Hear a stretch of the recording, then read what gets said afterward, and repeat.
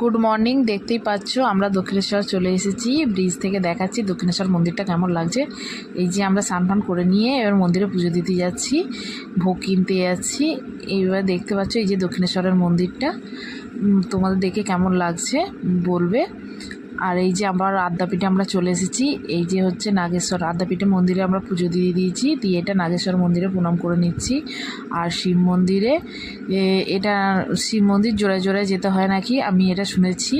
তো এসে এই যে নন্দীর কাছে সব কিছু বলে দিচ্ছি। যদি পুরো ভিডিওটা দেখতে চাও আমাদের নিচে লিঙ্ক দেওয়া আছে, পুরো ভিডিওটা দেখে নাও। আমাদের পুরো ভিডিওটা চলে এসেছে বড় চ্যানেলে। আমাকে ইউটিউবে একটু জায়গা করে নেওয়ার জন্য প্লিজ সবাই সাবস্ক্রাইব করো, দেখে চলে যেও না। প্লিজ শেয়ার করো, কমেন্ট করো আর সাপোর্ট করো সবাই মিলে।